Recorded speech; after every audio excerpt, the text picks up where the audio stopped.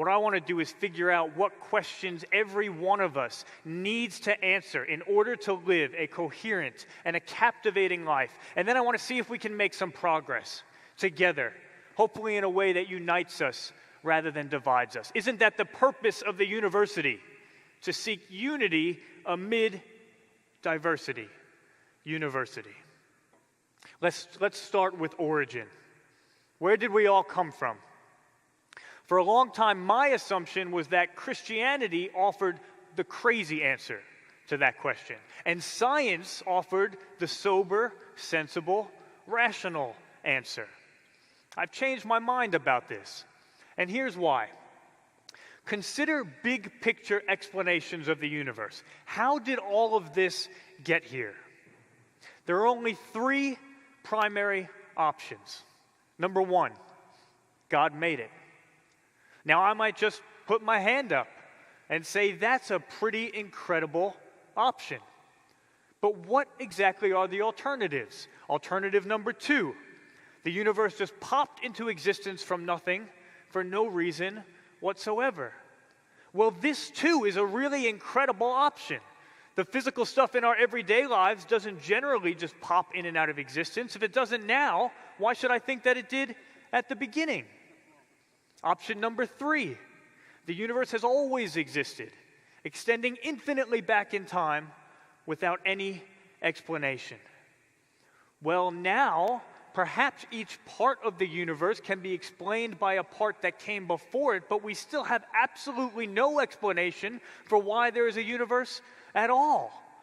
This, too, is very odd. I call this the normalcy of the supernatural.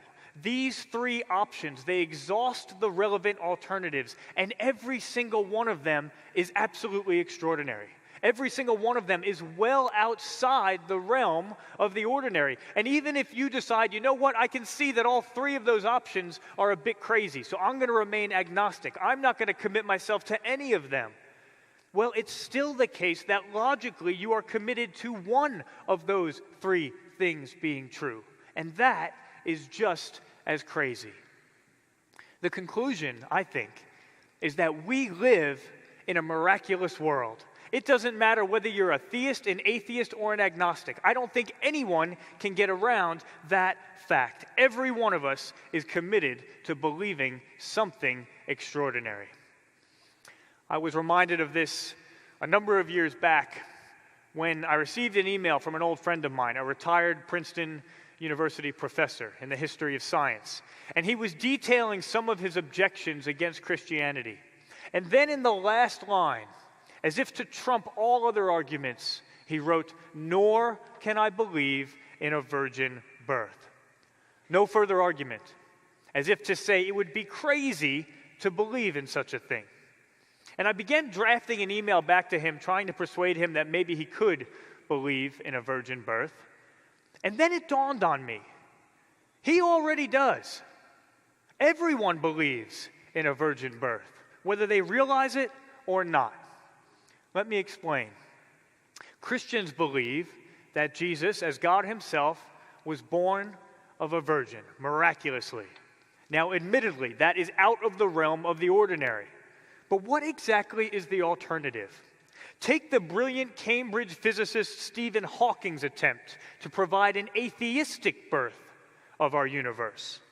He says the universe can and will create itself from nothing. Spontaneous creation is the reason there is something rather than nothing, why the universe exists, why we exist. Is that any less miraculous of a birth than the birth of Jesus? Hawking's proposal looks a lot like a virgin birth to me. Or consider the words of the prominent atheist philosopher Quentin Smith. This is a man with 12 books, over 150 peer-reviewed articles to his name. And here's what he has to say. He says, "The fact of the matter is that the most reasonable belief is that we came from nothing, by nothing, and for nothing. We should acknowledge our foundation in nothingness and feel awe at the marvelous fact that we have a chance to participate briefly in this incredible sunburst that interrupts without reason the reign of non-being." That definitely sounds like a virgin birth. Again, I think we're led to the same conclusion. We live in a miraculous world, and there is no getting around that. It's not a matter of whether we believe in a virgin birth. It's just a matter of which virgin birth we choose to accept. We can believe in the virgin birth of an atheistic universe that is indifferent to us, a place where there is at bottom no design, no purpose, no evil, and no good, nothing but blind, pitiless indifference, as Richard Dawkins has put it. Or we can believe in the virgin birth of a God who loved us so deeply that he came to live among us and to be born beside us, to call us family and to call us friends. The exact opposite of blind, pitiless indifference. Someone who is not blind to anything about you and yet loves you. Someone who is not indifferent to anything about you but cares for you in every single detail. Someone who knows you in absolute full and yet loves you in full. What an incredible gift. Morality. Most of us believe in morality. We believe it's a real thing. We think that some things are good and some things are bad. We think that some things are right and some things are wrong. We believe that every single person should be treated with dignity and respect and fairness. We hold it to be self-evident that all people were created equal. At the foundation of the morality that we believe in and that we're grasping for is the belief that all people are equally valuable. But then that raises a question. For all people to be equally valuable, there has to be something which is equally true of every single person. What is it? What is the thing that is equally true of every single one of us and that cannot change and that therefore can ground the equal value of every single person, which is at the foundation of any plausible morality? It is surprisingly difficult to answer that question because all of our natural endowments are distributed along a spectrum. Some people are less intelligent than others, less happy, less wealthy, and less healthy. Some people are less useful for society, less good-looking, less capable of passing on their genes. And all of these things, they all change over time. So what is equally true of every single one of us and completely unchanging? Only one thing: the love of God. And not just any God. There are a variety of gods out there that say, I will love you if you're good enough, or I will love you if you believe in me. No, I'm talking about the extravagant, unconditional, no ifs love of the Christian God, which is for every single person and which cannot be earned and cannot be lost. Christians call it grace. It's my favorite word. It means unmerited love. The philosopher Robert Adams puts it this way. He says, grace is a disposition to love which is not dependent on the merit of the person loved. A gracious person sees what is valuable in the person he loves and does not worry about whether it is more or less valuable than what could be found in someone else he might have loved. Early on in our dating relationship, my wife Jo, at one point, she was a bit blinded by love, and she turned to me and she said, Vince, I don't deserve you. And I looked at her and I said, no, you don't. Bad move. Not recommended. Thankfully, I didn't start there. I said, no, you don't. And I don't deserve you either. Isn't it wonderful? How could we ever deserve another person as our very own? Surely that's beyond what any one of us could ever deserve.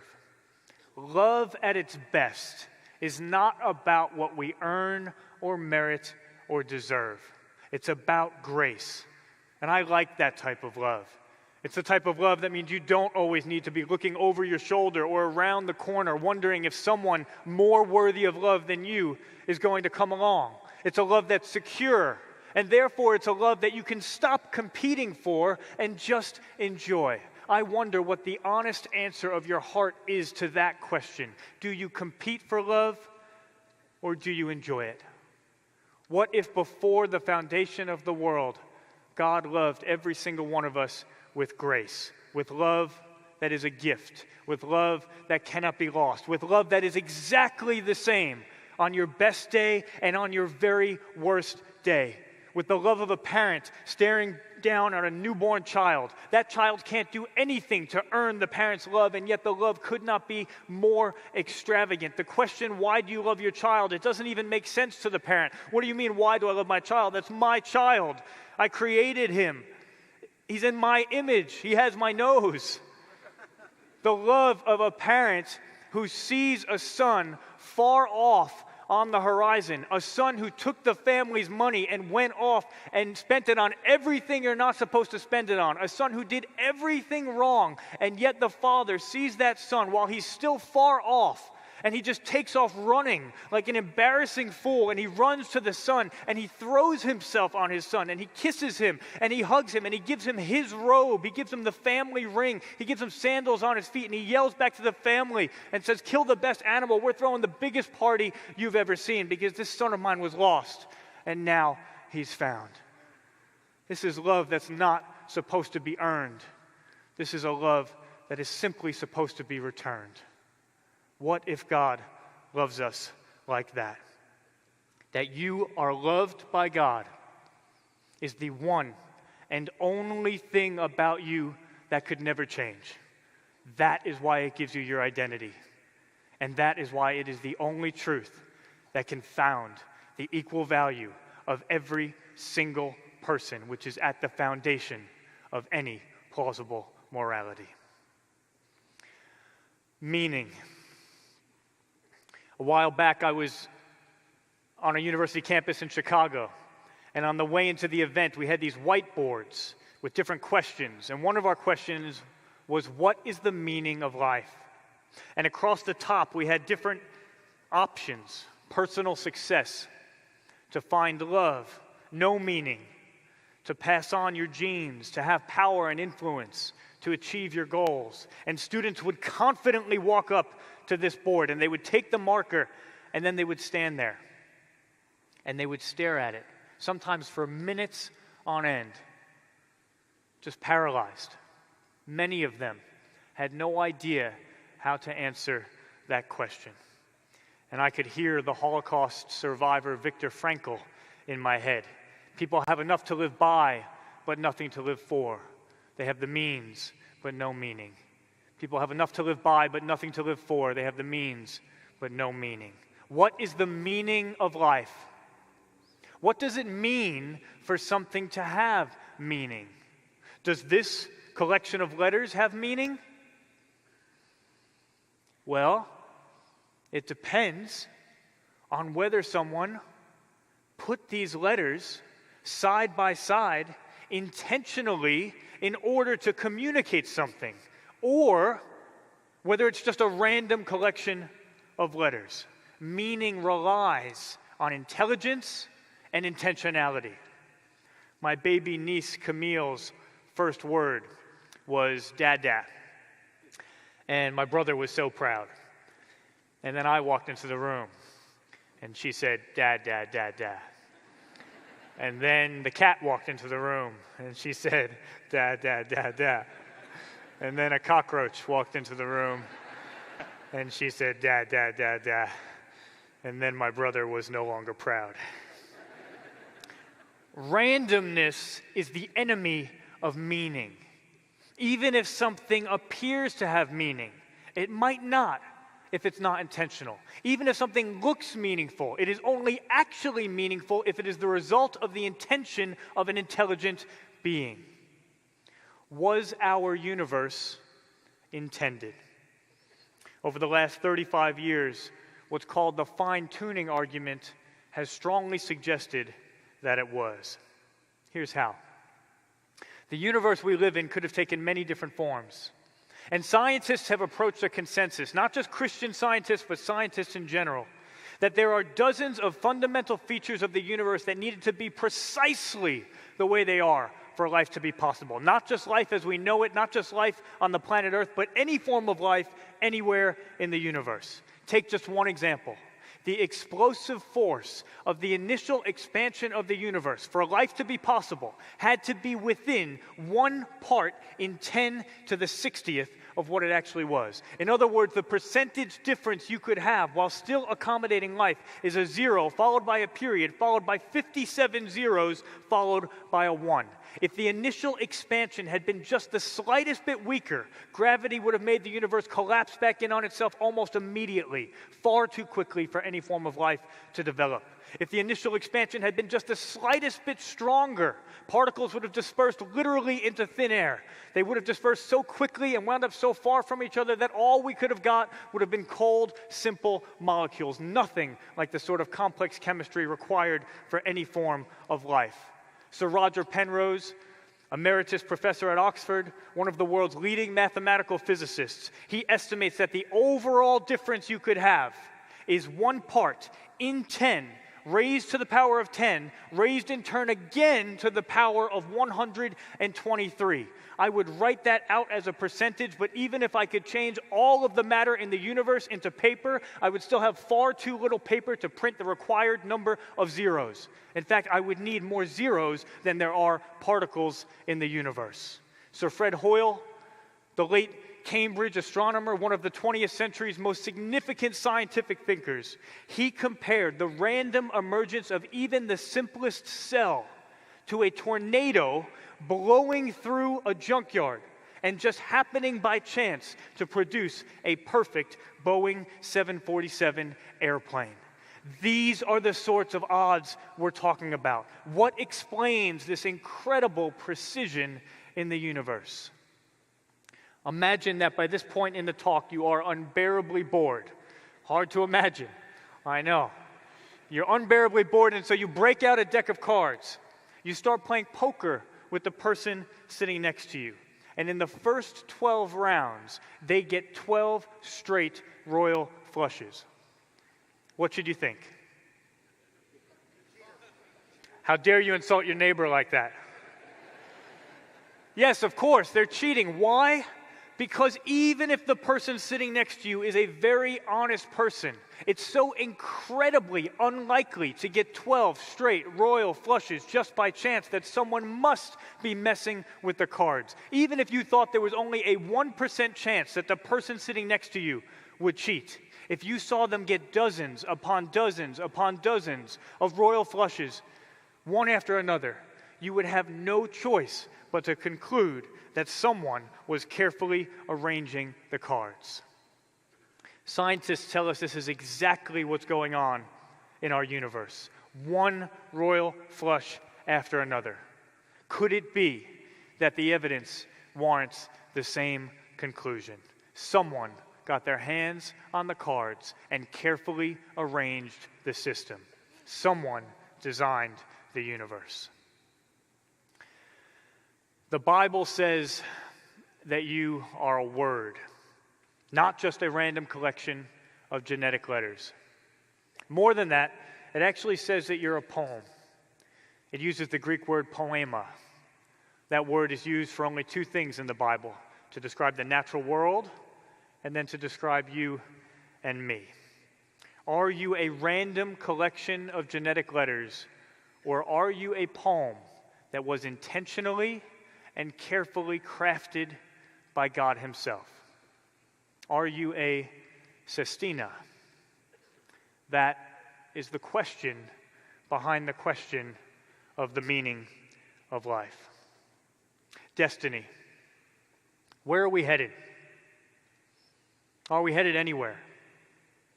I saw a commercial a while back. It depicted a baby being born.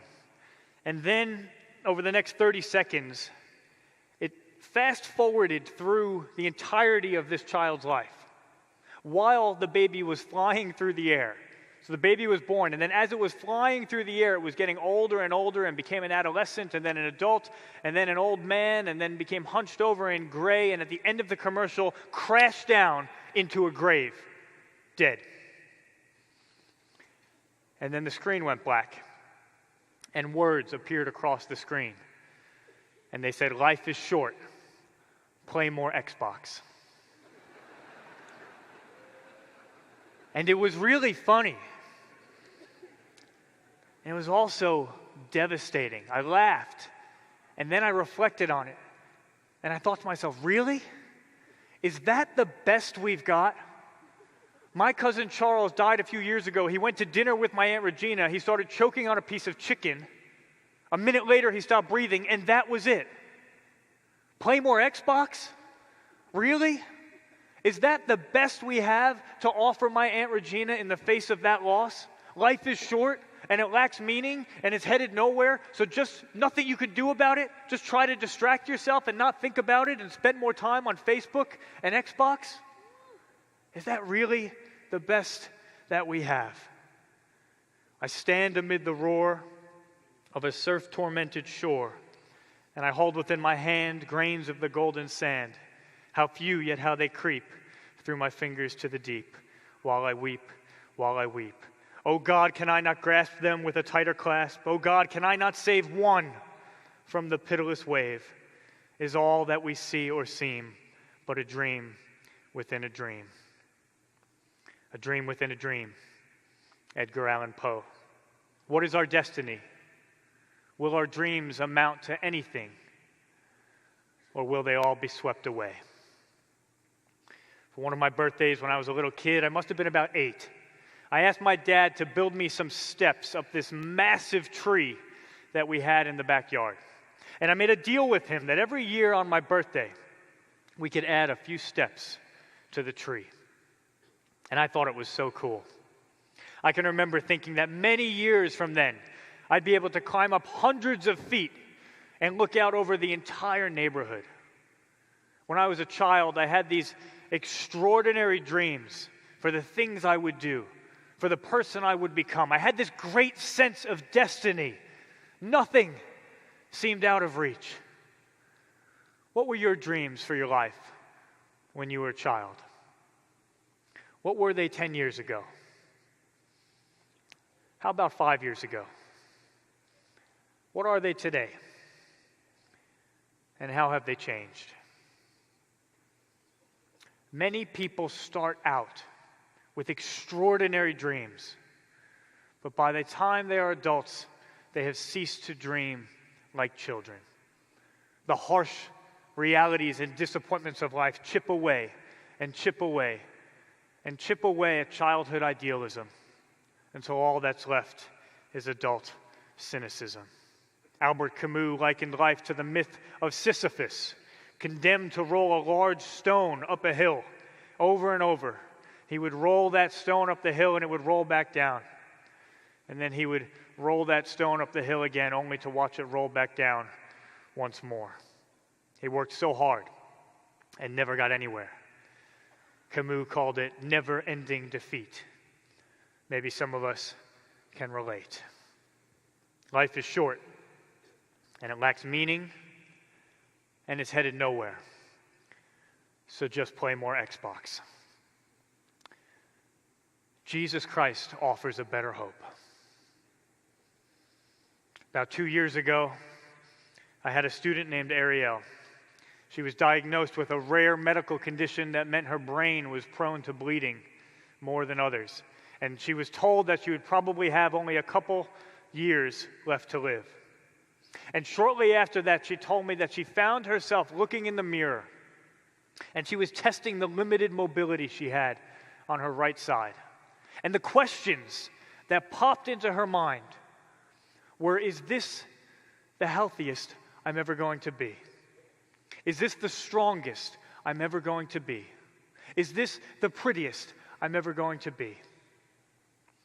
And then she told me of the amazing peacefulness that came over her as she remembered the answer to those questions. No, absolutely not.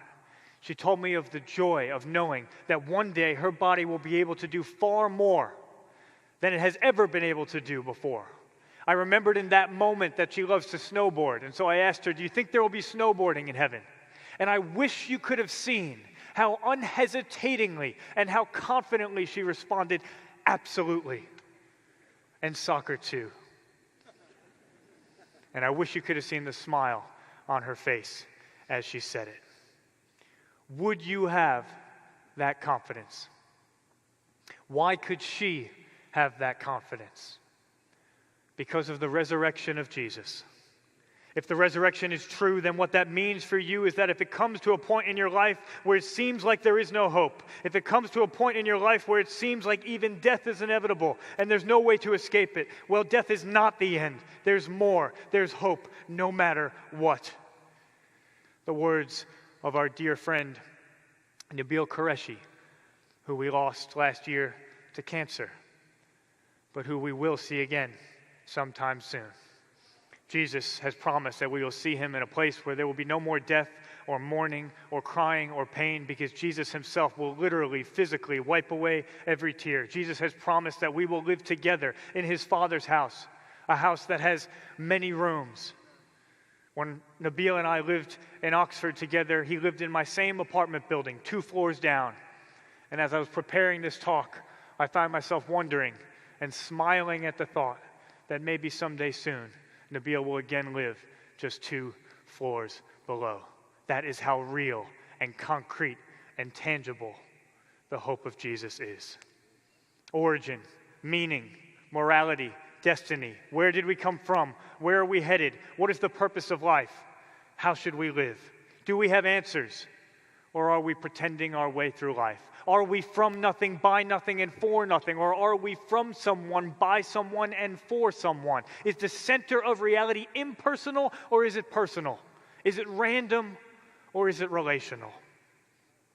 Christianity offers answers to the deepest questions of life. One last critical question. Can we trust the one who is giving the answers? When I was about 6 years old, I was playing football on my next-door neighbor's front lawn, and I was getting knocked around pretty good. I started crying. I came running home to my mom, who was out on the front porch. There's my mom on the front porch she was on. She's sporting the classic 80s onesie there. And I came running up to my mom, and I'm crying, and I'm saying, I'm not tough enough. I'm not tough enough. So guess what my mom did? My mom did what any loving mother of a 6-year-old son would do. She positioned herself like this. She got down in quite an athletic stance. She looked at me lovingly. She hung her nose out in the air. And then she said, "Punch me in the nose. You are tough enough. Punch me in the nose." And I know what you're thinking. Crazy Italians. Guess this was the start of my boxing career. And indeed, she was crazy, but she persisted. She said, "Punch me in the nose, punch me in the nose." And I don't know what sort of psychological state I must have been in, but finally I did. I reared back and I gave my mom a straight right hand to the nose. And to my astonishment and to hers, blood actually began to come out of my mom's nose and down her face. You're learning a lot about my family. Then came one of the most gorgeous images I have ever seen. Through the blood came the most dazzling, radiant, joyful smile. And my mom said, "Now get back out there." And my mom sent me back out into that game, and she went inside to get cleaned up. You might not know what to make of that story. Understandably so. What a bizarre thing for my mom to do. What an unthinkable, messy, bloody thing to do. But also, what an extravagant display of love. My mom chose to bring me into this world. And she knew there would be challenges. She knew there would be confusion. She knew there would be suffering. But she was trustworthy. She was someone I trusted above all. Why?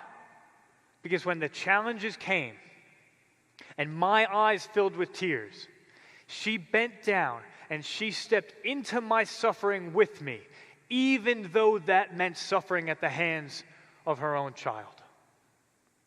And that is a picture of Jesus on the cross, where God did something unthinkable and messy and bloody, where God stepped down into our chaos and into our brokenness and into our confusion, even though that meant suffering at the hands of those he had created. We all need answers to the most fundamental questions of life, and we need them from someone we can trust. The person who can be trusted most is the person who is willing to suffer with you, the person who is willing to shed blood for you, the person who is willing to give their life for you. Only one God has given his life for you. Only one God came and sat down beside you, and when he had to choose to save his life or yours, he chose you. That is a God that we can trust, and that is the God that is my privilege to commend to you this evening. Why don't we all welcome Ravi Zacharias, my dear friend.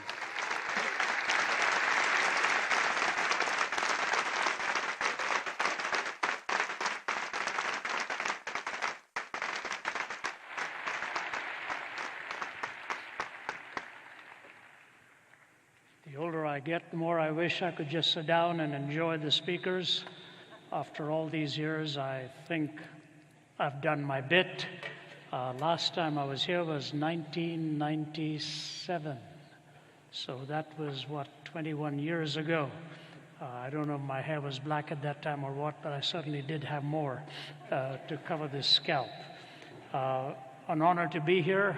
We were in Egypt and Jordan over the last 2 weeks. Just landed a couple of days ago after finishing meetings in Amman and in Cairo. It was a fascinating time to be in the Middle East in the light of all that is really going on out there. So landed a couple of days ago, gave my wife a hug and said hello to the family, packed the bags and arrived here. And just for the record, I'm very grateful for all the accolades that were given to me, but I've been to 70, not 700 countries. I'm sure you figured that out. It is important for us to keep this sure, because I can guarantee you tomorrow morning we'll get a call in the office, somebody saying, is Ravi telling everybody he's been to 700 countries? I've had people write and ask me if Ravi Zacharias is really my name, or did I make it up? When I retire someday, I'm going to read all the mail that we get, all the accolades and all the brickbats and everything hurled, and it'll balance out at the end. Some years ago, I was traveling on a flight, and I was just putting my bags down, about to sit down, and a man across on the other aisle called me by my name and waved one of my books at me, said he was planning to read it on the plane. I felt pretty good about it.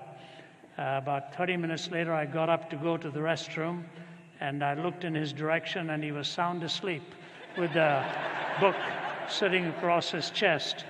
So I consoled myself by the fact that at least it was a cure for insomnia.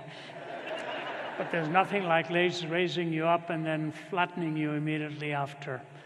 What an honor to be here, especially in the alma mater of my good friend Tim Tebow, who has left his tracks out here.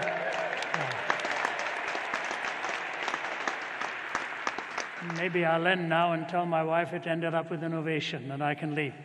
But Tim Tebow is a good friend of mine indeed, and we do stay in touch. And I thought I'd mention the connection in case, looking at me, you could see the same build that he and I had. A friend of mine used to tell me at college that my muscles are like gold, hard to find. Now that was just a joke, but my wife was serious one day. My wife's from Canada. They have a very subtle sense of humor in Canada.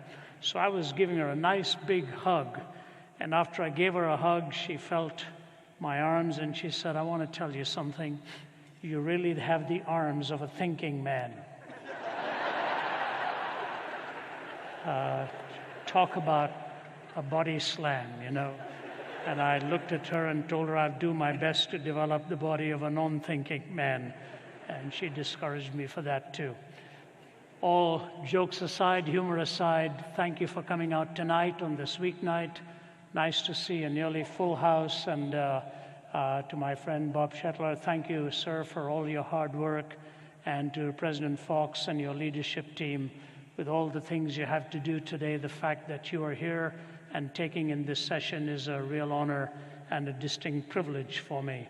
Even though I've done this now for nearly half a century, it's always a nerve-wracking experience. You never feel any more at ease. You're always all tensed up because one wrong word and you could be in trouble. So I am honored and thankful that you would pay us the respect of coming to give us a hearing, especially taking ideas from our book, Jesus Among Secular Gods. It was years ago, as I was reading Malcolm Muggeridge, I remember this comment that he made. He said, "It is difficult to resist the conclusion that 20th century man has decided to abolish himself. Tired of the struggle to be himself, he has created boredom out of his own affluence, impotence out of his own erotomania, and vulnerability out of his own strength. He himself blows the trumpet that brings the walls of his own cities crashing down until at last, having educated himself into imbecility, having drugged and polluted himself into stupefaction, he keels over a weary, battered old brontosaurus and becomes extinct." Fascinating insight from a man who observed culture, who himself had been through Russia and many other countries as a journalist and began to see where history was really going. It was Aldous Huxley who said, "We are living today not in the delicious intoxication of the early successes of science, rather in the grisly morning after, to see that what science may have actually done is to introduce us to improved means in order to obtain hitherto unimproved or rather deteriorated ends. What all this knowledge may have actually done is to introduce us to improved means to obtain deteriorated ends." My education and life has not been anywhere near as formal as I would like it to have been. I wish I had been to more institutions and studied under some of the finest minds, but most of my education has come from sitting across a dining table and listening to people within the framework of their own culture, talking about the struggles and the vicissitudes of history that they have had to encounter and the pain and the agony through which many of these civilizations have emerged. When you go to a nation like Lebanon today, where 1/3 of its people in this country, once upon a time called the Pearl of the Middle East, when you sit down after a meal, what you're listening to is questions like this: what do we do with over 1 million refugees from Syria? You go into Jordan and you see hundreds of thousands of refugees from Iraq, hundreds of thousands of them from Syria, and one man who's working with these folks, trying to find home and succor and sustenance and food, sitting around a table there that afternoon said to us, "We are suffering from what I call compassion fatigue. We no longer are able to dig deep enough to have the proper response to the misery with which we are living." Why present all of this at the beginning of a talk? It is because, ladies and gentlemen, we had dreamed somehow from the romantic poets that man was being born again, that the 20th century would usher in some kind of a utopia, that all of the ambassadors in the United Nations would get together, and the more capacity we had to communicate, the greater the prospect of peace there would be. Instead, even in the last 24 hours, scientists have moved the clock one more point closer to a doomsday scenario. Whether it ever happens or not, who knows? But the fact is that the handwriting is on the wall, and our capacities are nowhere near in proportion to the character that will be demanded if we are to make this world a better place. We are living in extraordinary times. And one of the main reasons I keep going, even in the 7th decade of my life, where I could comfortably say, after 5 decades of travel, time to spend time with the family, time to be at home, time to give the body some opportunity to recuperate. But I'm a man living with a passion and a conviction that the answers of Jesus are more needed now than ever before in the 5 decades of my traveling back and forth presenting answers to people.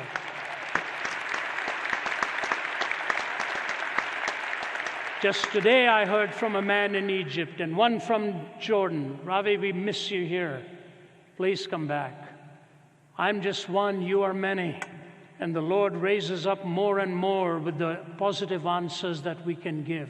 What are the questions? How do we deal with the struggles such as now? And I'm so grateful to be teaming up with my colleague Vince. He's been such an inspiration to me, much more qualified than I am really to be addressing these issues. And as I team up with these younger minds, my hope grows steadily. And as I see you here, you wouldn't be here, most of you at least would not be here, if you didn't have at least an iota of interest in listening to what the answers are amongst the secular gods that now dominate the landscape. We are looking for at least one thing: coherence, within and without, something that will put our lives together on the inside so that we don't live with this dissonance and disconnect within our own thinking. And hopefully in the diversity of people and cultures and ethnicities, we can learn to live peaceably with each other. Starting in the 1970s, Daniel Yankelevich, the social theorist, said this: culture is an effort to provide a coherent set of answers to the existential situations that confront all human beings in the passage of their lives. Culture is an effort to provide a coherent set of answers to the existential situations that confront all human beings in the passage of their lives. But a genuine cultural revolution then is one that makes a decisive break with the shared meanings of the past, particularly those which relate to the deepest questions of the purpose and nature of human life. We are looking for shared meanings of the past, but a cultural revolution takes place when we break away from those shared meanings and somehow try to find some common ground, looking for coherence in the existential questions. But as we look at this horizontally, what has happened vertically has dramatic ramifications. Somebody wrote this: first, dentistry was painless. Then bicycles were chainless, and carriages were horseless, and many laws enforceless. Next, cookery was fireless, telegraphy was wireless, cigars were nicotineless, and coffee caffeineless. Soon oranges were seedless, the putting green was weedless, the college boy was hatless, the proper diet fatless. New motor roads are dustless, the latest steel is rustless, our tennis courts are swordless, our new religion godless. So trying to find answers on this horizontal axis while losing connection with any transcendent perspective has become the biggest challenge of our times. Now here it is, in the West we are really wondering if this person we call God really has any answers for us. You go to the Middle East today and there's the highest rate of turning away from the faith of their fathers and the largest number of atheistic-minded young people today in that part of the world, because they say religion has actually stolen from them their future and created havoc in the midst of those settings. It's fascinating to see two things. Number one, are we going to find any answers? And number two, religion alone is not going to give us the answer, especially if it is enforced and politicized. We cannot find answers in that kind of enforcement. What happened? I think 3 moods took place beginning from the 70s. I will go through them very quickly, and after that, Vince will join me on the platform and Joe will moderate as we take your questions. The 3 moods that took place, I deal with some of this in the book, is the mood of secularization, pluralization, and privatization. Each one of these are noble in their intent, but the side effects have been rather drastic and in many ways unwelcome. What is secularization? We have sociologists who have wonderfully described and defined these for us. One of the most famous of them, writing in the 70s, defined secularization as the process by which religious ideas, institutions, and interpretations had lost their social significance. A process by which religious ideas, institutions, and interpretations have lost their social significance. In other words, it meant to bring religious ideas, institutions, and interpretations into the social fabric is no longer considered a legitimate option for us. We feel it is bringing to bear some kind of a dictatorial idea or ideology into a secularized society. Now, let me say this right from the beginning. I believe the process of secularization and secularism is the logical need for any government by which to manage a diversity of cultures. You institutionalize religion or you politicize religion, and both politics and religion lose their way. That's certainly half of the truth. But having said that, there's an implicit danger in that blanket statement. If you look at what religion did to politics in Germany, in France, in Russia, in the Middle East, and yes, even in my homeland of India, you see it has created more tensions and more distinctions between the people, those who do not want to abide by the mainline thinking of whatever is proposed. But if you take ethics away, you take a supervening moral reasoning away, what answers do we find then in having explanatory power for what is right, what is wrong, what is good, and what is bad? Let me explain this to you in very drastic terms. A few weeks ago, we were in Iraq. We were mainly in Kurdistan, but also went into Mosul. The devastation that has been created at the hands of ISIS are beyond description. Houses shattered, thousands murdered, subdivisions looking vacant, glass littering every home, and lives completely broken. As we were driving, we couldn't do that today. Some of them have made their way back. But I remember as on the last day, we were taken for lunch by a young Iraqi man, very solidly built. He took 3 of us out for lunch, and we were enjoying those shawarma sandwiches across there, that table, and he told us his story. He said, "Here's my story." He said, "I was a killer. I was a brutal killer. One of my brothers was murdered by the enemy ranks, and I had decided I was going to level the score one at a time. And so I was taking the lives of people, and I went into one room with a gun, shot a man dead in cold blood, put a bullet into his head as he was lying in his bed there to avenge the killing of my brother. Unknown to me, his 4-year-old son was lying next to him. And the son is shaken awake at the sound of this gunfire and blood spilling out all over him from his father's head. And this little boy sits up and looks at this man, the killer, and says to him, 'Where's my dad? What's happened to my father?' And he said, 'I just looked at him and he was holding my hand. What's happened to my father?' I pushed that hand away and looked down at him and said, 'Your dad's in paradise. He's in heaven.' And walked away. And he said, 'I left that room and sat amidst the pile of garbage cans, sobbing my heart out, crying uncontrollably and thinking to myself, what am I doing with my life? What am I doing to humanity?' It's a tragic story, but let me ask you this. What would be possibly worse than that feeling? To go out and have another meal somewhere and celebrate another killing and not have any twinge of guilt or regret or remorse. So here's my question to you. What is the ontic referent? What is the objective reality that we can point to that legitimizes the sacredness of life? Every life. What is that same reality that ought to work within your conscience and mine when we have done something so wrong that we are willing to sit in a garbage heap and weep and say, what am I doing to myself? What am I doing to humanity? You see, guilt is a legitimate thrust of the conscience when something is awry, when something is broken, when something is not right. What has secularization got to give to us as an ontic referent by which all of humanity can be bound? I can think of only one way and two ideas.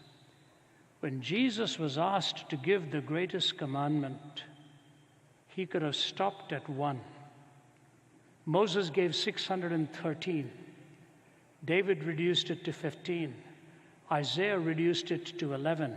Micah reduced it to 3, to do justice and love mercy and walk humbly before your God. That was good. Jesus didn't reduce it to 1. He could have.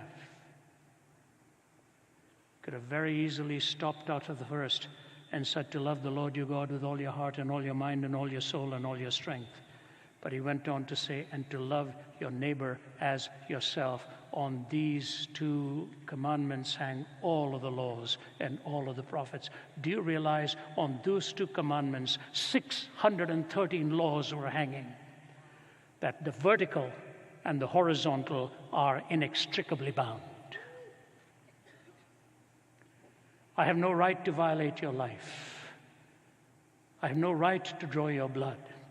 Jesus paid you the greatest compliment when he said you were created in God's image, and that means a moral reasoning capacity and the right to self-determination. No other worldview will give you this. And so secularization leads you to a point of not finding that ontic referent for why you are intrinsically valuable, or finding the imperative why I am commanded to love you, even if I disagree with you. You know, so many things happen in our lives about which I'm not allowed to say anything, because we meet under circumstances that are very precarious sometimes, very precarious. But my mind goes back to just one conversation in one country, and I'll keep it minimal. We were sitting across the table from a man whose ideology has wreaked havoc in this world. And 2 of my colleagues are sitting next to me talking. And his biggest challenge was this: he could not differentiate between a person and his or her belief. They were so interwoven, he said, that violence was the logical outcome. If you disagree with a person's idea, you are free to do away with them.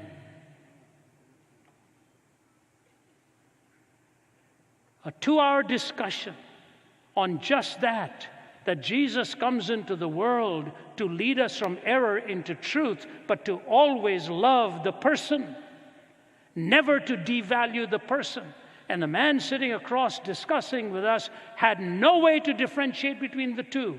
The way to solve this world's problems is get rid of the people who hold the ideas you don't like. Fascinating to see how impassioned he was about his belief and the answers that we were trying to give. Secularization is a great idea as a general rule over against the diktat of religion. But I'll tell you what, if secularization does not find the transcendent ethic and the value of every human life, it will lead to ultimate slaughter and a society that does not have any remorse or any guilt or any shame. You show me a human being who never has any remorse, I will show you a monster. Secularization takes away the grounds for moral reasoning in absolutes, and certainly grounds to treat your fellow human being of intrinsic worth. So we moved to the next mood that came around, and that was pluralization. Pluralization is where the sociologists tell us is a competing number of worldviews that are available to its members, and no worldview is ultimately dominant. A competing number of worldviews available to its members, and no worldview is ultimately dominant. What happens when that takes place? You may come from a different culture to me. My wife, as I told you, is Canadian and I'm Indian. And you know, in India, we refer to ourselves as Dharti ke Aadmi, people of the soil. And there is a song that was very popular in India. It said, Mera juta hai Japani, patloon Englishstani, sar par lal topi Rusi, phir bhi dil hai Hindustani. So my shoes may be Japanese, my trouser English, my hat may be Russian, but my heart is still Indian. You can't take that out of you. You can take the person out of the country. You can't take that ethnic reality out of their soul and out of their heart. And so we see values that come from completely different backgrounds. We think only of the problem of racism. The problem of racism is symptomatic of value differences that come within the heart, even of cultural and ethnic differences. But we go back to the same question. If secularization takes away from you the ontic referent for guilt and shame and moral reasoning, pluralization has a problem where we really don't have the ability to arrive at how to get along with each other. Peter Berger did seminal work in this field, and I had the privilege of interviewing him one day on a radio program. But here it is. I want to anchor this and move to my final thoughts so that we give you some time for questions. G.K. Chesterton, talking about rebellion in society, that which wants to throw away any shared meaning of the past, that which does not want to have any shared values, but you're rebelling and overthrowing. He wrote a powerful 2 paragraphs that summed it up. He said this: the new rebel is a skeptic and will not entirely trust anything. He has no loyalty, therefore he can never be a true revolutionist. And the fact that he doubts everything gets in his way when he wants to denounce anything. For all denunciation implies a moral doctrine of some kind. And the modern skeptic doubts not only the institution he denounces, but the doctrine by which he denounces it. So he writes one book complaining that imperial oppression insults the purity of women. Then he writes another book, a novel, in which he insults it himself. As a politician, he will cry out that war is a waste of life. Then as a philosopher, that life itself is a waste of time. A Russian pessimist will denounce a policeman for killing a peasant, then prove by the highest philosophical principles that the peasant ought to have killed himself. A man denounces marriage as a lie, then denounces aristocratic profligates for treating it as a lie. The man of this school goes first to a political meeting where he complains that savages are treated as if they were beasts. Then he takes his hat and umbrella and goes on to a scientific meeting where he proves that they practically are beasts. In short, the modern revolutionist, being an infinite skeptic, is forever engaged in undermining his own minds. In his book on politics, he attacks men for trampling on morality. In his book on ethics, he attacks morality for trampling on men. Therefore, the modern man in revolt becomes practically useless for all purposes of revolt. By rebelling against everything, he has lost his right to rebel against anything.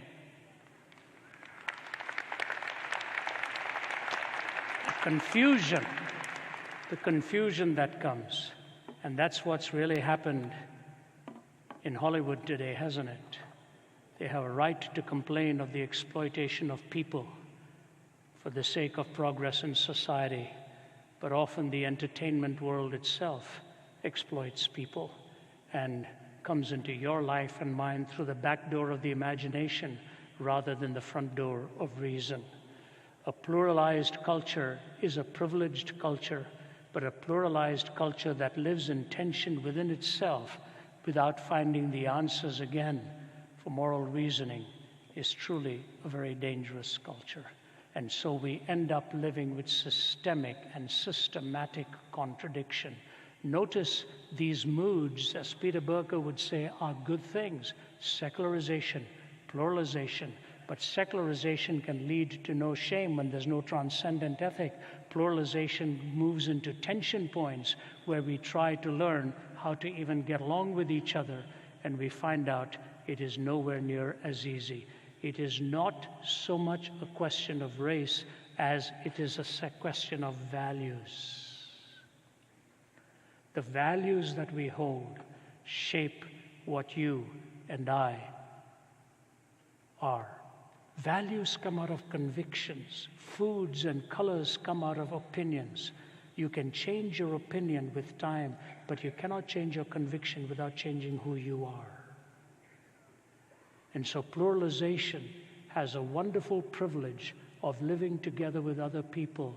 But what is the worldview that is going to be dominant if we in the West are to survive?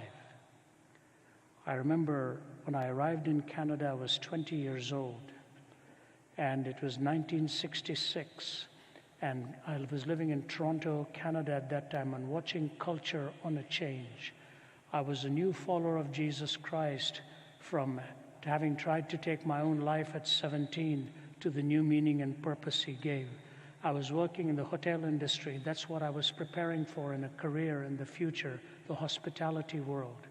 And I would leave the hotel at about 2 in the morning, and I would see things happening there night after night, late hours, and I'd say to myself, I hope I never take on the habits that I'm watching take place.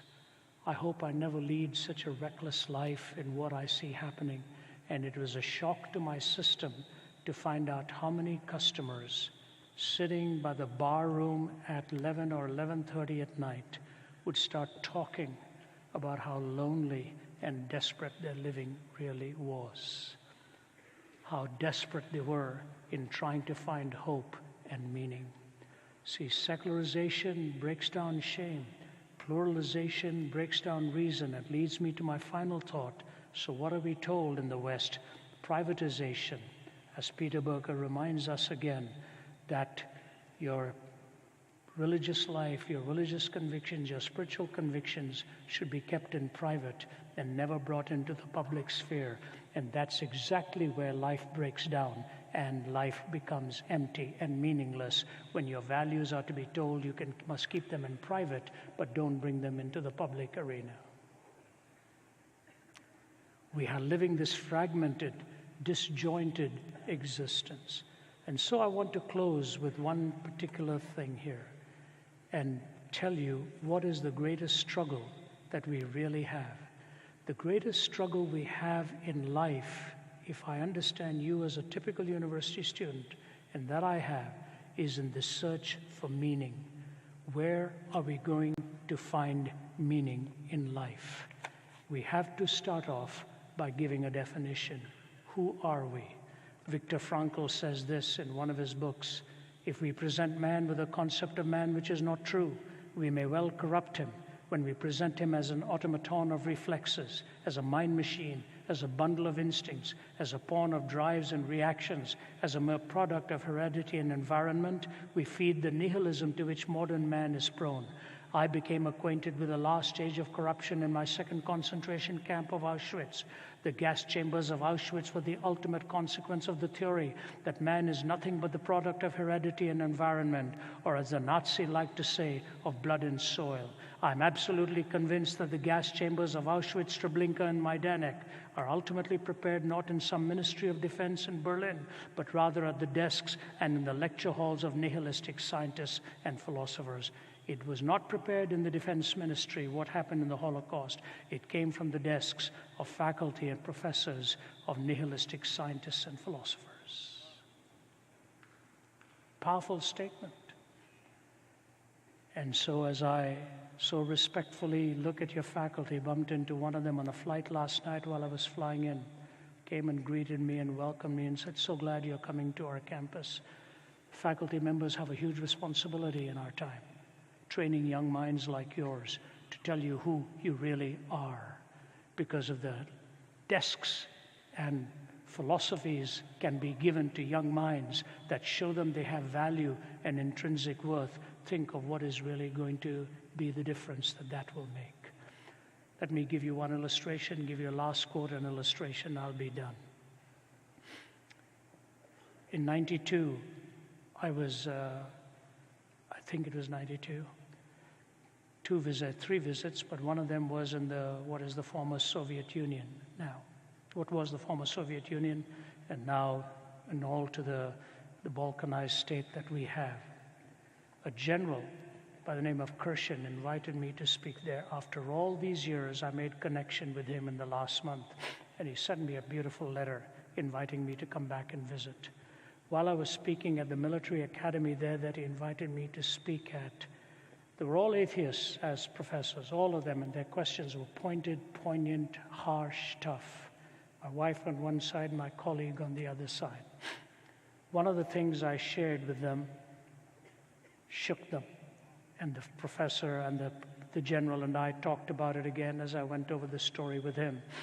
It's so long ago, I forget the sequence in which it happened, but the story that brought him to tears was this. They were trying to defend all of their ideology and all of their philosophy, and I was talking about how atheism ultimately will kill values in a nation. And I told them of Joseph Stalin, how he viewed people. A foreign dignitary had come to visit him and looked at him and said, "How long do you plan to keep torturing your people and think they will follow you?" Stalin never answered the question. He called the waiter and asked him to bring a live chicken to him. Stalin took that chicken, clutched that chicken, and started to defeather that bird. While it was struggling to break free from him, he was denuding it. And finally, completely denuded, while this dignitary was looking on, he took that denuded bird and put it down on the floor, took a piece of bread and walked away. And the chicken hobbled over towards him and nuzzled between his trouser legs. And he bent down with a piece of bread, and the chicken pecked away at it. He said, "Madam, do you have your answer?" He said, "I tortured this chicken. It will follow me for food the rest of its life. People are like that chicken. You torture them, they will follow you for food the rest of their lives." He obliterated 15 million of them. I kid you not, the general's lips began to quiver. And I said to him, "General, your greatest need is the same as my greatest need. I need a heart that needs to be changed so that I will love God and love my fellow human being. You have the need for Jesus Christ to change your heart. He's the only one who's big enough to change it." I had the privilege of praying with that general. And as he writes back, he doesn't speak English. We are always using an interpreter. Through one of my interpreters, he wrote back. He said, "I have a small apartment. I've never forgotten you. Please come and visit me again. I'd love to have you here. I can't have you stay with me. My apartment is so small, but I have never forgotten you." Let me close.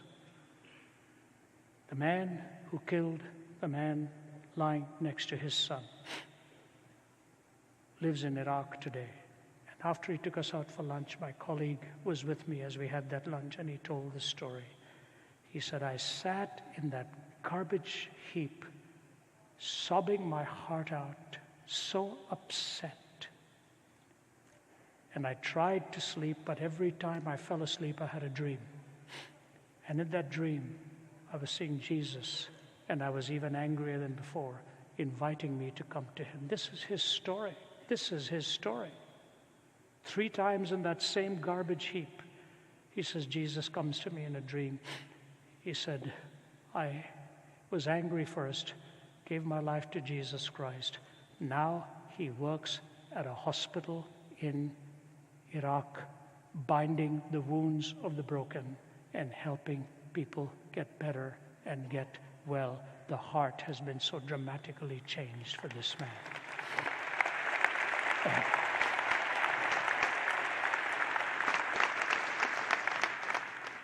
Moving from an ordinary killer to a philosopher like Anthony Flew. When I was studying in the 80s, Flew was the big atheist. You had to read everything Anthony Flew wrote. And as he comes to the tail end of his life, he starts a search for God again. And what does he say? 2 things. 2 things. The moral reasoning we need was not explainable in his naturalistic framework, number 1.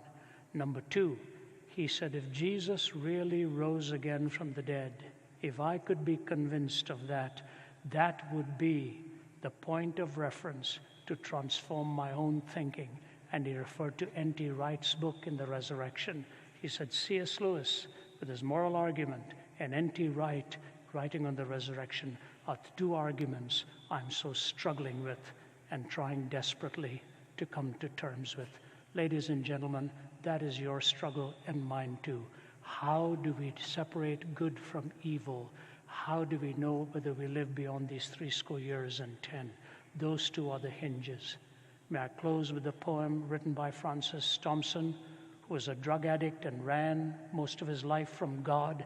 And he was at Charing Cross buying his drugs, and by the river Thames, where he would lie by the river at night. He'd run away from home. He'd wrap his dirty raincoat by the river Thames and sleep at night. In the day, he would go and sell shoelaces and pencils till he could make some money to buy his drugs. He began to read the Bible and was reading about Jacob. And then he wrote this: O world invisible, we view thee. O world intangible, we touch thee. O world unknowable, we know thee. Inapprehensible, we clutch thee. Does a fish soar to find the ocean, an eagle plunge to find the air? Do we ask of the stars in motion if they have rumor of thee there? Not whether wheeling systems darken or our benumbed conceiving soars, the drift of pinions would we hearken, beats on our own clay-shuttered doors. The angels keep their ancient places, touch but a stone and start a wing. 'Tis ye, 'tis your estranged faces that amiss the many splendored thing. But when so sad thou canst not sadder, crying upon thy so sore loss, shall shine the traffic of Jacob's ladder, pitched between heaven and Charing Cross. Yea, in the night, my soul, my daughter, cry clutching heaven by the hems, lo, Christ walking on the water, not of Gennesaret, but Thames. He walks in Charing Cross, and he walks by the river Thames. He's here in this auditorium at the University of Florida tonight. May you hear his voice and him calling to you, saying, "This is the way, walk ye in it." God bless you. Thank you.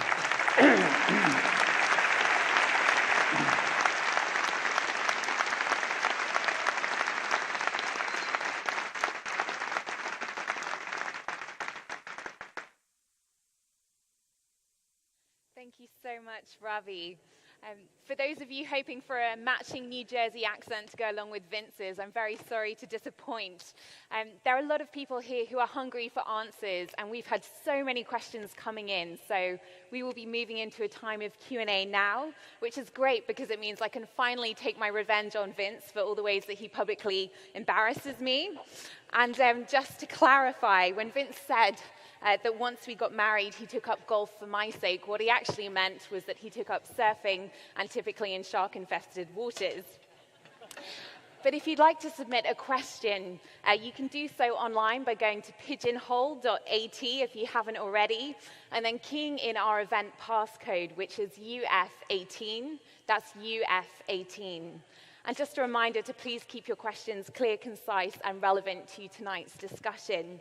And also a reminder that we will be prioritizing questions from the perspective of seekers and skeptics. Okay, so we've had so many questions come in, so we're going to move to our first question of the evening, which a lot of people have already been voting for. And the question is this: what is your answer to the absence of free will? If God created every fiber of our being, every atom, every impulse, did he not also create sin? Did he not also create Satan and his actions?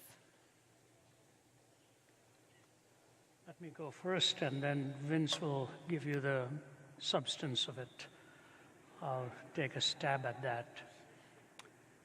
If the question is to hold together every assumption that is in that, what is the purpose of God doing that? Then, of course, I'm assuming you also are wanting God to remain in the paradigm and that he is the creator of the universe and your life and mine.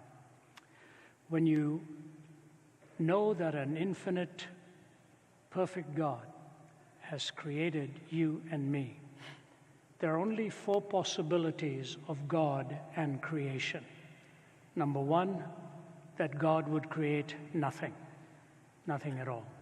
Number 2, where he would create a world where there was no such thing as good or evil, an amoral world. Number 3, where he would create a world where we would only choose good. Or number 4, create this world where there's the possibility of good and evil with the freedom given to us. No creation, amoral world where we would only choose good, or create a world like this where he has given us the freedom to choose good and evil. This is the only one of the 4 worlds in which love is possible. If love is the supreme ethic, and love is the ethic towards which and the longing towards which we all strive, this is the only one of the 4 possibilities in which love is given to us as a legitimate possibility Let me give you the illustration from a child and then move into some philosophical extensions of that. You know, when you are a parent, you look at life very differently than before you raise your first child. Then when you're a grandparent, you look at it even more differently than you did when you were a parent. When you're a parent, you are so preoccupied with the worries and the fears that your time is given over to that stress, dissonance. When you've got grandkids, the wonderful thing is somebody else does the worrying, and you can just hug and hold and say goodbye at the end of the day and get your life back again and get your house back again. I don't know why a country musician has not yet written a song about this. As soon as they go, you get your house back, you get your toys back, you get everything back. You know. But I watched my grandkids. G.K. Chesterton said he learned more from observing children than he ever did from studying philosophy. My 3.5-year-old grandson, Jude, who is now 6, he's a guy with an amazing vocabulary. I don't know where he gets it from, but he's got it. He's the guy who dangles his feet at the table and looks across the table and says to you, Papa, well, he's 6 now, so he was about 5, and he looked at me and he said, Papa, what is the meaning of sophomoric? Who's teaching this guy? Where is he getting all of this from? So when he's 3.5, he's a wee little tyke. Sweet little boy, precious little guy.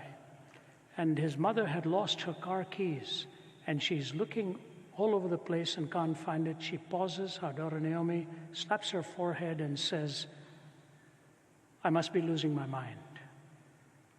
Jude comes and stands in front of her and said, Mommy, whatever you do, please don't ever lose your heart because I'm in there. Tell me, where does he come up with something like that? The longing to look at his mother and say to her, don't ever lose your heart, I'm in there. Love is the craving of the human heart to belong in the sacredness of trust and a relationship. And that is what you long for and I long for. God, in giving us freedom, gave us the greatest possible gift we could ever have with the greatest possible vulnerability at the same time. And once you know him and follow him and love him and enjoy his love, you will realize that for the sake of love and for the sake of that relationship with you, he gives you that freedom. And there are only 2 kinds of destinies that you have. You can bend your knee to God, said C.S. Lewis, and say to him, your will be done. Or you refuse to bend that knee to him, and he says to you, your will be done. If you really wish to enjoy the freedom of what this gift is all about for creativity and all, then this is the world that gives you the possibility of love and the beauty of the sacredness of a relationship. The more you get to know him, the less you ask the other question, because you know in his wisdom he has an explanation that in time and in eternity will be ultimately revealed. Let me give you one illustration and turn it over to Vince. You take your 2-year-old to a doctor for an injection, and the doctor is about to jab that needle, and the 2-year-old starts screaming and sits at the back of the car, and on the way back says, I don't understand my mother. She brought me here for him to jab this in my arm.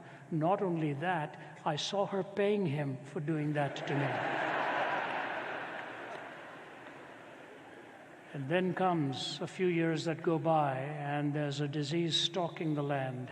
And that little one has grown up and said, if my mother hadn't done that, I would be a victim for what exactly is plaguing the country now. Time is a necessary component for understanding the big picture. I have no doubt God gives us the big picture when we say, I now get it. That is my brief answer to you. Thank you.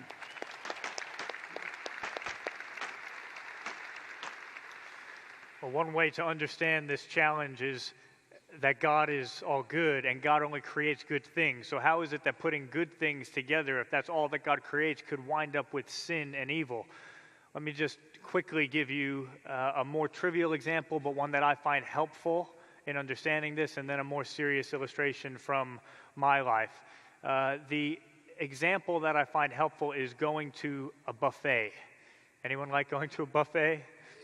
I really like going to a buffet, but I am not a good buffet eater because I go to the buffet and everything individually looks great. And I'm not able to process the fact that some of these things don't go well together. And so I put all of them on my plate, and it doesn't go well then or for the rest of the night. That's how I think about this. God only creates good things, right? He creates the power for me to move my arm. He creates the power for me to have free will. They're both good things. I can use my arm to help someone up. But if I put those two things together in the wrong way, then it's not a good thing.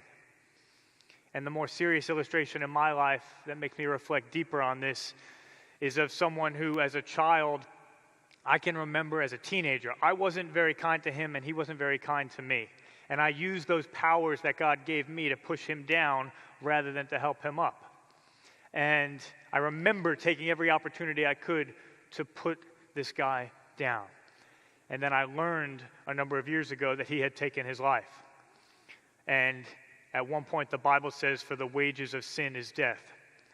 And I had read that verse hundreds of times, and it never really hit me until then. And I had to start asking questions like, would he have taken his life had I been kind to him? Had I used those very same powers of the movement of my arm and of the free will not to push him down, but to help him up? And I didn't know the answer to those questions. Sometimes I think we're too quick to look up and blame God for the evil in the world, and we're too slow to look to ourselves and turn that question around and ask, what is our part in that? G.K. Chesterton was once asked to write into a newspaper with an answer to the question, what's wrong with the world? And he wrote a very short letter. He wrote, Dear Sirs, I am sincerely yours, G.K. Chesterton. And so sometimes I think we're too quick to look up and blame God, ironically the same God who, when he was hanging down a cross, looked at the ones who were producing evil in his life, and the instinctive words of his heart were, Father, forgive them.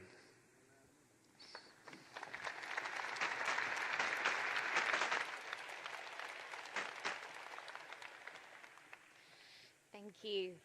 We've had a lot of questions coming in about hell, so it would be great if you could answer this one for us. If God is just, then why give the eternal punishment of hell for temporal sin? Thank you. Glad we could do your question. Thank you for that question.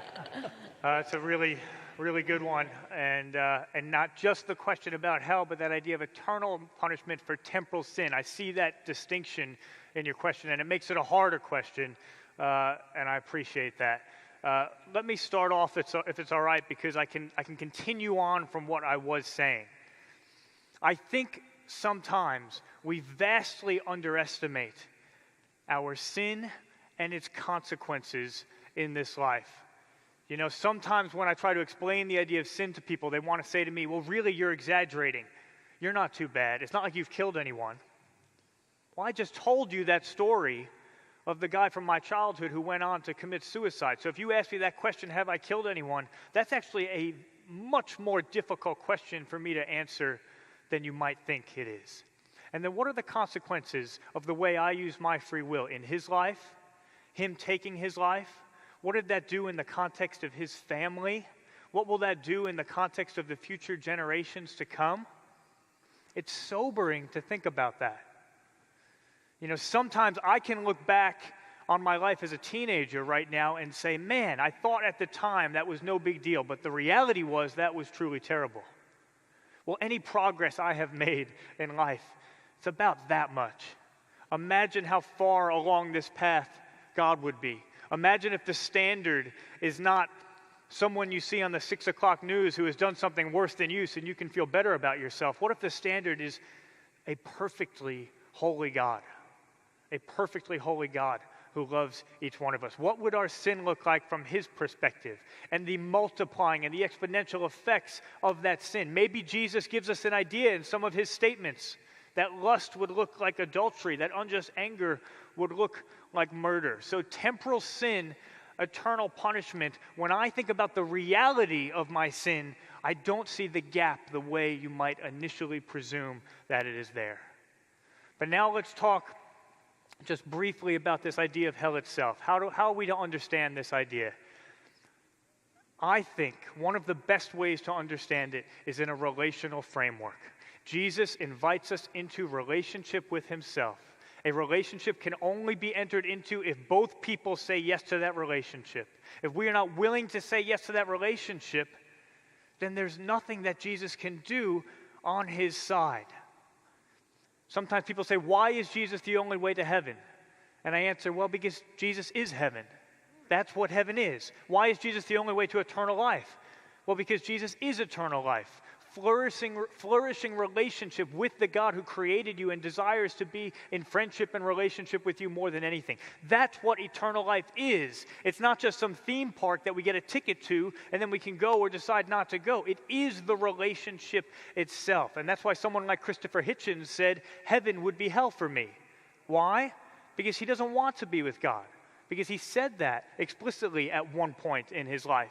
People like Friedrich Nietzsche, Jean-Paul Sartre, Thomas Nagel, the philosopher, they say, I don't want to be with God. It would be an invasion of my privacy. It would take away my autonomy. That's not attractive to me. Well, if that's not attractive to you, then God is not going to force you to be with him. And being apart from him in the context of eternity, that's what we call hell. It's interesting that the Bible uses a phrase when it refers to hell at times. It talks about weeping and gnashing of teeth. That may seem like a very harsh phrase to you, and it always did to me as well. But in my family, we've dealt with a lot of estrangement. At one time, 2 uncles of mine, they didn't speak for about 7 years. But I have a vivid memory of the 2 of them being at a wedding together. They both had to be at this wedding. They had to be in each other's physical presence and yet relationally estranged. And you know what I saw on their faces? Literally weeping and gnashing of teeth. That is the natural reaction to being in the presence of someone who you know full well you're supposed to be family with, the person who is supposed to love you most, the person you were intended to be in the deepest friendship with, and knowing that there's nothing other than your own stubbornness that keeps you from being together with them. That all it would have taken on either side, just one of my uncles, to say, I'm sorry, will you forgive me? And that relationship would have been restored. And it is the same with God. He will not force that upon us, but if we will just say, I'm sorry, there is nothing he desires more deeply than relationship with each one of us.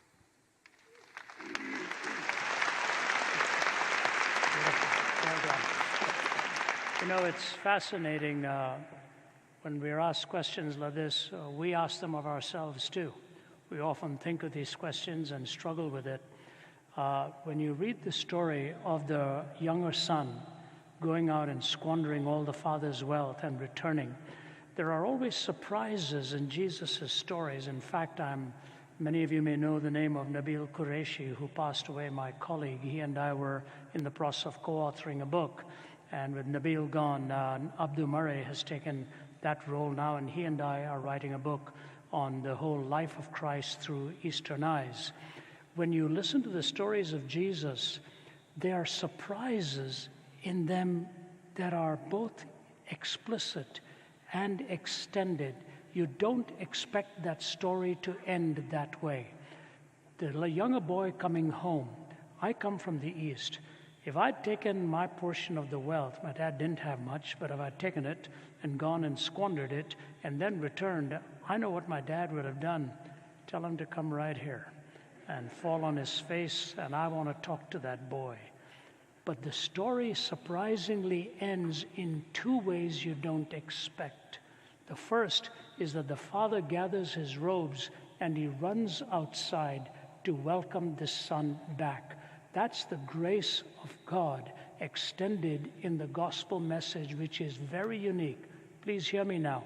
In every other worldview, salvation is earned. Your good deeds have to outweigh your bad deeds. Your righteousness has to exceed your unrighteousness. Your karma has to be paid. Only in the gospel message is salvation a gift, the gift of grace, unmerited by you. So the Father comes out. The Father comes out to receive the Son. That's a surprise in the Eastern story. But there's a second surprise.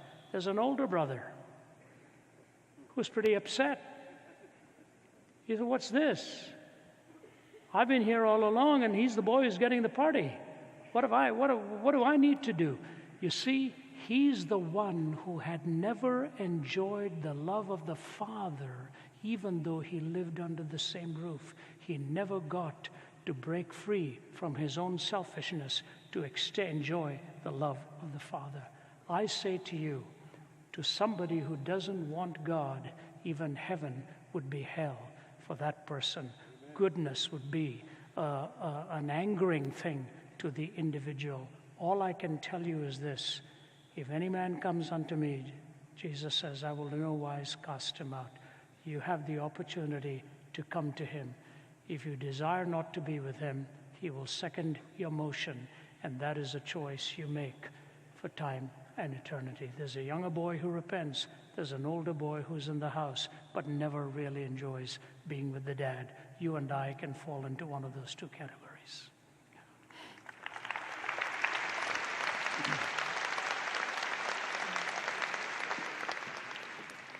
Next question. Is God okay with people being transgendered? Does the Bible say anything against it? See it up there? Is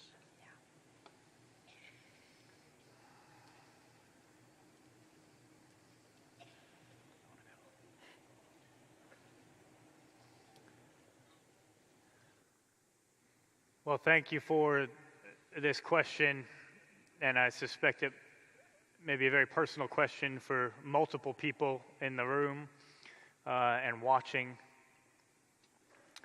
And so I want to be sensitive in the way that I answer it and admit to you up front that I don't have a perfect response to this issue, which is becoming more and more prevalent, and we're thinking about more and more. But let me offer a couple of thoughts. One, I want to affirm this feeling of a gap between who we feel ourselves to be and what ultimately we're intended to be, or the way that we are now and the way we feel that we ought to be. That gap there. The Bible affirms that gap. It says that we're living in a broken world. It says that the creation itself is groaning for restoration. So if you feel that gap in yourself between where you are and what you feel like you ought to be, the Bible affirms that experience, that feeling. The question is our gender something that is given to us or something that we need to create ourselves? Now, if we're working within an atheistic framework, then we have no choice but to try to create our identities ourselves in a variety of ways. I think that can be a great burden. I referenced Camus earlier. He spoke about this as picturing someone carrying, like Atlas, carrying the entire world on their back, that burden of having to create your own identity. If we're talking about this within a Christian framework, then we don't need to create our own identity. Our identity in various respects is given to us by God. And God created people, according to the Bible, male and female. Now, there may still be this gap between where we feel that we are and where we want to be. There may be a gap between what we are biologically and what we feel. God's love for us is holistic. Okay, He loves us as full beings, not just our emotions and our psychology and our feelings, not just our bodies. He loves both of them. And He's the one, if He exists, who knit us together in our mother's wombs and knows us better than anyone. So He loves us in our physicality and our biology, and He loves us in our emotions and our psychology. And His promise is that there can be restoration and reconciliation for them. And here, I think, is the amazing thing. Why should we trust God? Why should we trust Jesus with something as significant as that in our lives?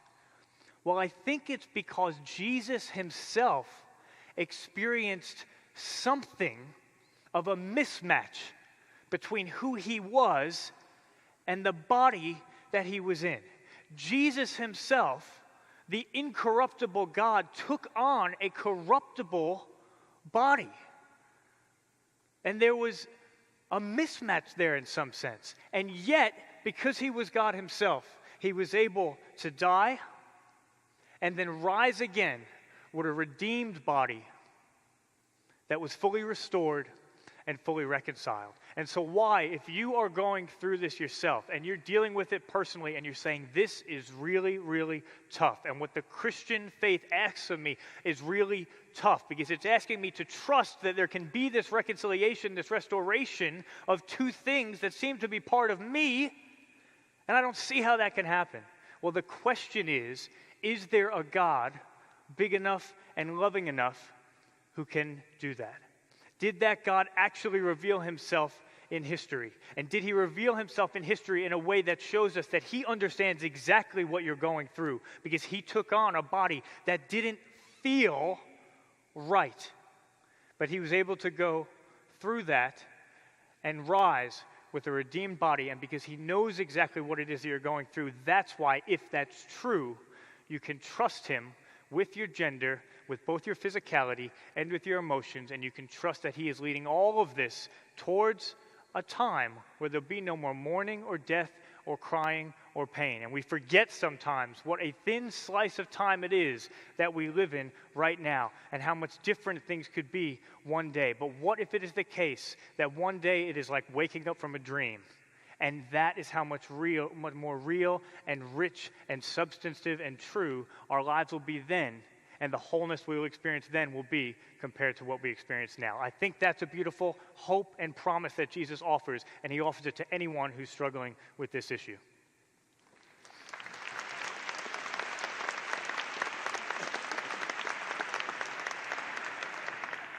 I'll keep my answer brief. I will recommend for you a book by Mark Yarhouse, and it's called Gender Dysphoria.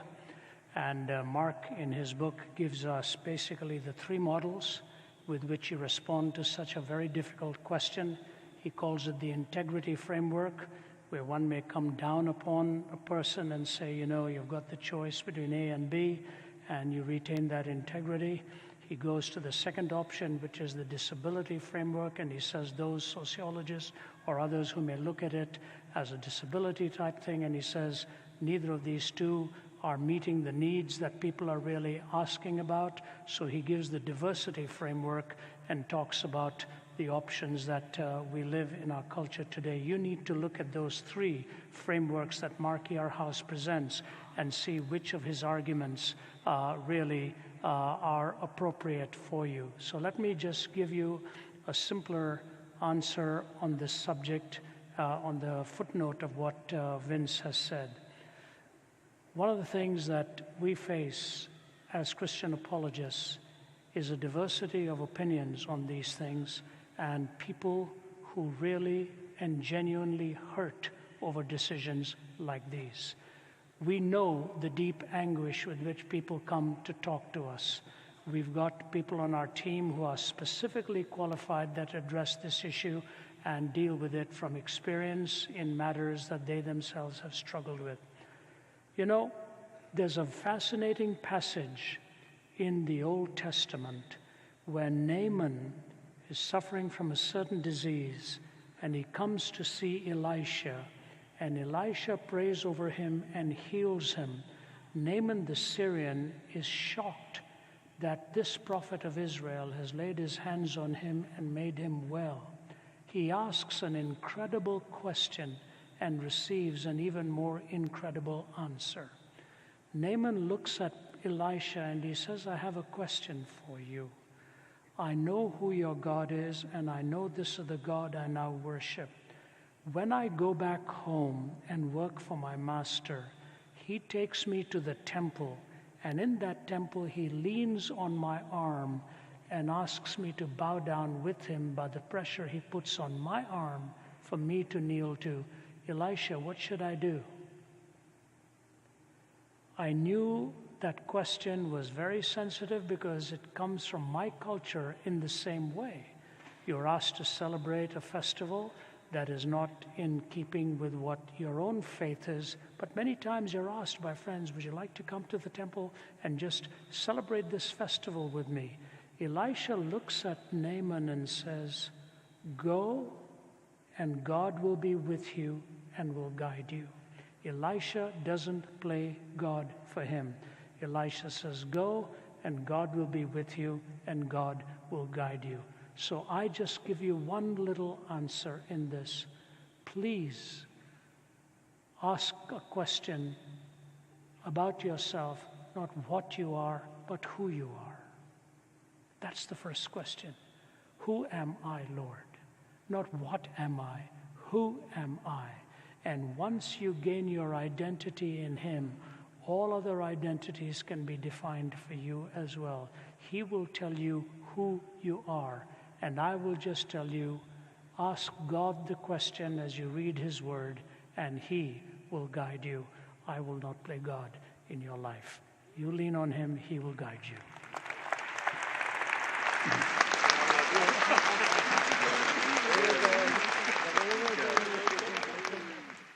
Well, there have been so many questions that have come in, but to be respectful of your time, this is going to be the last one this evening. Why do I have to accept someone who died for me if I don't want to?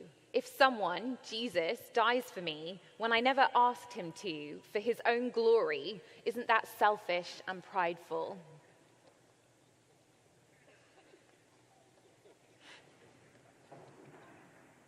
Think carefully. Who's the one who's wrestling with pride here?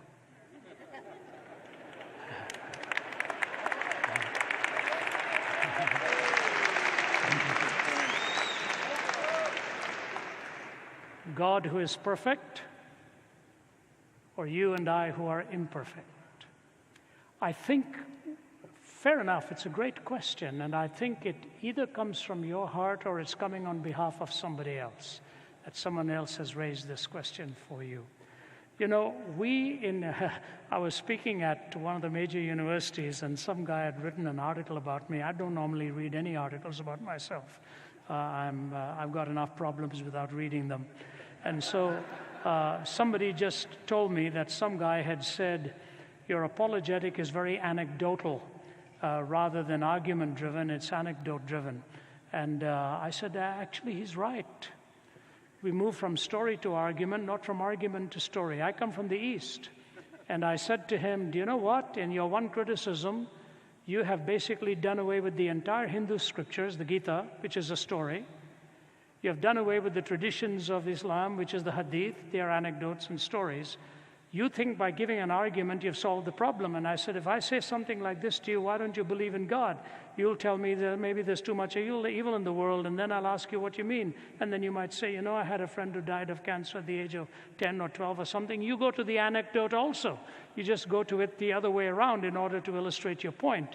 We go to the anecdote to build the argument. And so let me start off with this way. Sin is a capital offense. It's a capital offense. You reject God, and bear in mind, Jesus Christ didn't come into this world to make bad people good. He came into this world to make dead people live. You and I are dead to God. He came to make us alive unto God. He didn't just come to make me a very good person from being a very bad person. The reality is the heinousness of sin. It is so awful when sin becomes evil.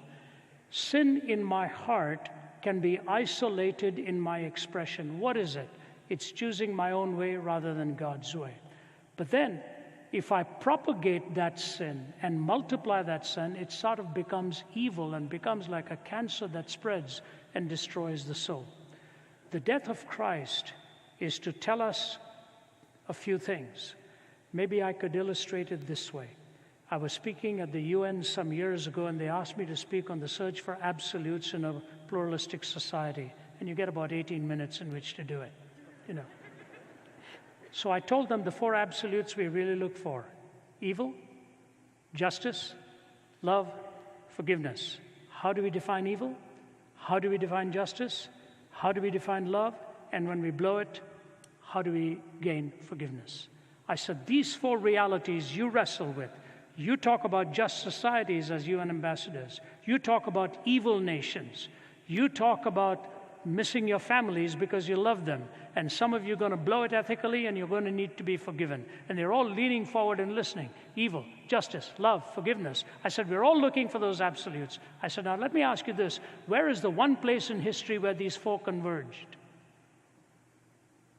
Evil, justice, love, and forgiveness. So they converged on a hill called Calvary, where Jesus offered his life